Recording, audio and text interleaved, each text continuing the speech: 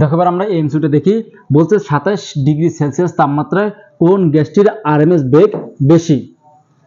তো যে বলছে কি আমাদের আরএমএস বেগ নির্ণয় করতে হবে। আরএমএস বেগের সূত্র আমরা কি জানি, R M S equal root 3 NR T divided কি এম।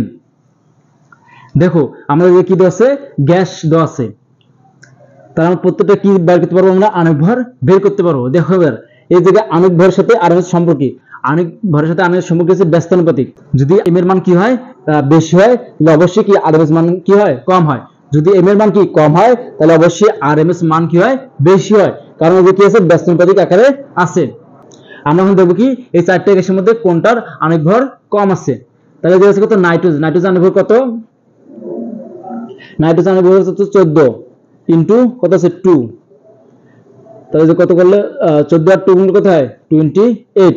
দেখো যে আমরা 2 কি জন্য গুণ করলাম, দেখো যে 2 মানে কি বুঝে পরমাণু সংখ্যা, যদি পরমাণু সংখ্যা তো দুইটা, তার জন্য আমরা যে 2 কি করছি গুণ করছি, কারণ একটা ভর সংখ্যা তো জানি আমরা 14, তাহলে দুটো কত হবে ডাবল হবে, তার জন্য আমরা কি করছি গুণ করছি। দেখো যে কত আছে হাইড্রোজেন, তাহলে হাইড্রোজেনের পরমাণু ভর কত আছে 1 ইনটু পরমাণু সংখ্যা তো 2, তাহলে 2 আর কত হয় 2 হয়। আর হচ্ছে অক্সিজেন, অক্সিজেন পারমাণবিক ভর কত জানি আমরা 16 ইনটু তার সাথে দুটো পরমাণু আছে, আমরা কি করব 2 গুণ করব, তাহলে 16 2 গুণ কত হয় 32 32। আচ্ছা ক্লোরিন, ক্লোরিনের পারমাণবিক ভর কত জানি আমরা 35.5 ইনটু তার সাথে আছে 2, তাহলে গুণ করতে তো 71। দেখো এবার আমরা সবগুলো কি করছি পারমাণবিক ভর নির্ণয় করছি। এবার দেখো